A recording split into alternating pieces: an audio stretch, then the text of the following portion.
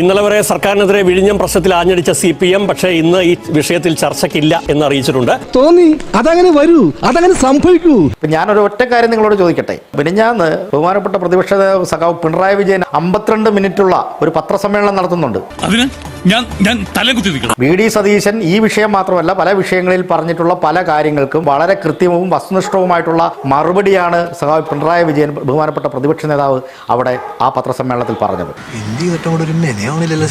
ഇത് എത്ര മാധ്യമങ്ങൾ ഈ 52 മിനിറ്റ് നീണ്ടുനിന്ന ഈ പത്രസമ്മേളനം എത്ര മാധ്യമങ്ങൾ, നിങ്ങൾ ഉൾപ്പെടെയുള്ള എത്ര മാധ്യമങ്ങൾ പൊതുജനങ്ങളിലേക്ക് എത്തിച്ചു എന്നുള്ളൊരു പ്രധാനപ്പെട്ട ക്വസ്റ്റ്യൻ ഉണ്ട് അവിടെ.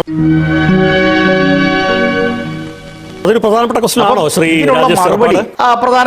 തീർച്ചയായിട്ടും പ്രധാനപ്പെട്ട പ്രശ്നമാണ്. കേരളത്തിന്റെ പ്രതിപക്ഷ നേതാവാണ് സംസാരിക്കുന്നത്. VD സതീശൻ പറഞ്ഞ പല കാര്യങ്ങളെയും എണ്ണമിട്ട് വളരെ വസ്തുനിഷ്ഠമായിട്ട് അതിന് മറുപടി പറയുകയാണ്. ഇത് കേരളം അറിയണ്ടേ? നിങ്ങളൊക്കെ അദ്ദേഹത്തെ ആരാധിക്കുന്നുണ്ടെങ്കിലും എനിക്ക് അങ്ങനെ വലിയ വിശ്വാസമൊന്നുമില്ല. ആ സമയത്ത് ഇവിടെ നമ്മൾ ഫുട്ബോൾ മത്സരം ലൈവ് ടെലികാസ്റ്റ് കൊടുത്തോണ്ടിരിക്കുകയല്ല. ആ സമയത്ത് എന്താണ് നടന്നത്? കൃത്യമായി 11:26 പിണറായി വിജയൻ അദ്ദേഹം മീഡിയ കാണാൻ നിൽക്കുന്നത്. 11 മണിക്കാണ് കോഴിക്കോട് റെയിൽവേ സ്റ്റേഷനിൽ പ്രധാനപ്പെട്ട റെയിൽവേ സ്റ്റേഷന്റെ ഒരു ക്ലോക്ക് ടവർ തകർന്നു വീഴുന്നത്. ആ വിവരം 11:28 ഞങ്ങളുടെ റിപ്പോർട്ടർ അപ്ഡേറ്റ് ചെയ്തിട്ടുണ്ട്. എന്നിട്ടും നിങ്ങൾ പറയുന്ന പ്രകാരം ഏറ്റവും കൂടുതൽ കാണിച്ച ചാനലുകൾ എന്റെ പേര് മനോരമ ന്യൂസ് എന്നാണ്. 8 മിനിറ്റ് എന്നാണ്. ഞാൻ വിചാരിക്കുന്നത് സത്യം പറഞ്ഞ ആ സമയത്ത് 8 മിനിറ്റ് പോലും പിണറായി വിജയന്റെ വാർത്താ സമ്മേളനം അല്ല കൊടുക്കേണ്ടതെന്നാണ്. ഇവനത് പറഞ്ഞാൽ മനസ്സിലാവില്ല. അല്ല, അത്ര വിശാലമായിട്ട് ചിന്തിക്കണമെങ്കിൽ അതിനുള്ള മനസ്സും വേണം. എനിക്ക് തോന്നുന്നത് ഒരുപക്ഷെ അവിടുന്ന് പെട്ടെന്ന് വിവരങ്ങൾ വരുന്നുള്ള താമസം കൊണ്ടാണ്. അല്ലല്ല, ഒരു മിനിറ്റ് നാട്ടിൽ നടക്കുന്ന ഏറ്റവും അടിയന്തര പ്രാധാന്യമുള്ള വിഷയങ്ങളാണ് സാർ ലൈവായി ടെലികാസ്റ്റ് ചെയ്യുക. നോക്കൂ, പിണറായി വിജയൻ ഇക്കാര്യം പറഞ്ഞു. അത് ഇന്നലെ നമ്മൾ വാർത്തയാക്കിയിട്ടുണ്ട്. ഇന്നും ചർച്ച ചെയ്യാണ്. ഇന്നലത്തെ എല്ലാ വാർത്തകളും, ബ്രേക്കിംഗ് ന്യൂസ്, നമ്മുടെ വാർത്തകളിലൊക്കെ പിണറായി വിജയൻ ഈ ചോദിക്കുന്ന ചോദ്യങ്ങളൊക്കെ വാർത്തയായി. ഈ 52 മിനിറ്റ് വാർത്താ സമ്മേളനം കൊടുത്തില്ല എന്ന് പറയുന്നത് തീർത്തും അയുക്തിയാണ്. എന്നെ കഷ്ടല്ലേ, കോമൺ സെൻസ് ഇല്ലാത്തതിന്റെ കുഴപ്പേ. ഒരു കാരണവശാലും അത് ഉന്നയിക്കാൻ പാടില്ലാത്താണെന്ന് ഞാൻ ഉറച്ചു വിശ്വസിക്കുന്നു. കാരണം ആ ദിവസം ഒരു വർക്കിംഗ് ഡേയിൽ ഒരു റെയിൽവേ സ്റ്റേഷനിൽ താളം തെറ്റിയവർ എത്ര കണക്കിന് ആളുകളാണ്, 100 കണക്കിന് ആളുകളാണ് ഇന്നലെ വഴിയിലായി പോയത്. എപ്പോ വരെ? പാതിരാത്രി വരെ. അത്ര പെട്ടെന്ന് മനസ്സിലാക്കി എടുക്കാനുള്ള ബുദ്ധി അതിനുണ്ടോടാ? ജനശതാബ്ദി എക്സ്പ്രസ് എന്ന് പറഞ്ഞാൽ ഡെയിലി തിരുവനന്തപുരത്ത് നിന്ന് കൊച്ചിയിലേക്കും കോഴിക്കോട് നിന്ന് കൊച്ചിയിലേക്കും വന്നു പോകുന്ന മനുഷ്യരൊക്കെ പെരുവഴിയിലായി പോയി.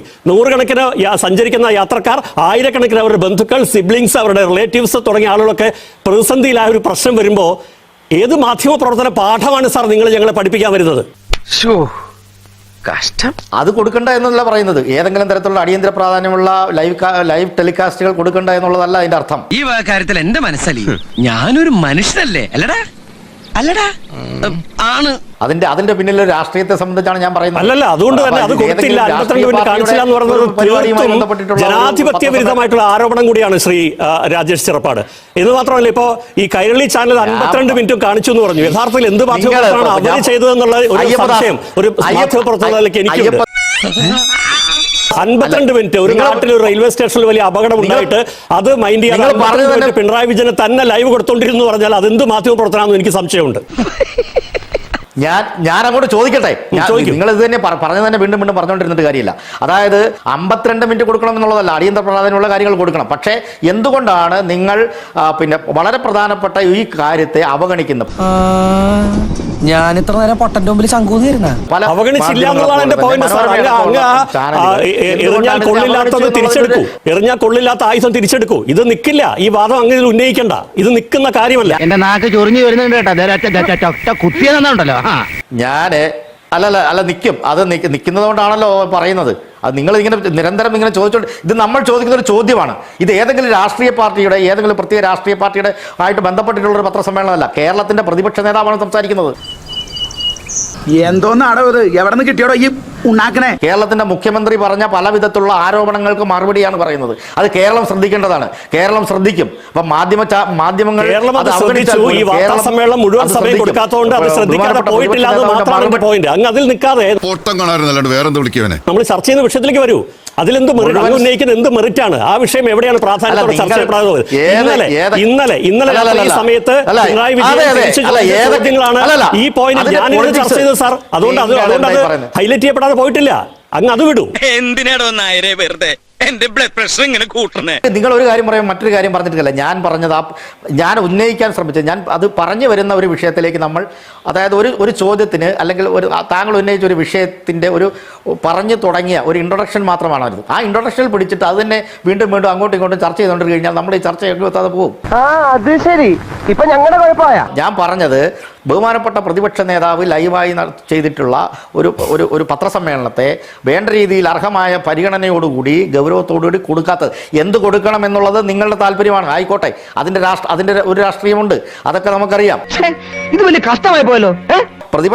വളരെ ക്രിയാത്മകമായിട്ടുള്ള ഒരു പ്രതിപക്ഷത്തിന്റെ വളരെ കൃത്യമായിട്ടുള്ള മറുപടി മുഖ്യമന്ത്രിക്ക് കൊടുത്തിട്ടുള്ള ഒരു മറുപടിയാണത്. ആ മറുപടി എന്ന് പറയുന്നത് ഈ പറഞ്ഞ ഈ വിഷയവുമായി ബന്ധപ്പെട്ടിട്ടുള്ള പല കാര്യങ്ങളും അതിനകത്തുണ്ട്. മനസ്സിലായില്ലേ? മനസ്സിലായില്ലേ? മനസ്സിലായി. CPM-ന്റെ ആഭ്യന്തരമായ എന്തോ വലിയ കലഹങ്ങളുണ്ട്, വലിയ അഭിപ്രായ വ്യത്യാസങ്ങളുണ്ട് എന്നുള്ള തരത്തിലേക്ക് ഈ വിഷയത്തെ ഉണ്ടോന്ന് ചോദിക്കുകയാണ്. കപ്പൽ ഉലയുന്നോ എന്നാണ് ചോദ്യം. ഉണ്ടോ എന്ന്? അല്ലല്ല, അതാണ് അത്. ആലങ്കാരികമായ ഭാഷകൾ കൊണ്ടൊന്നും ഇതിൽ ഈ ഇത്തരത്തിലുള്ള വിഷയത്തെ നിർമ്മിച്ചെടുക്കാൻ കഴിയില്ല. അതാ ഞാൻ പറഞ്ഞത്.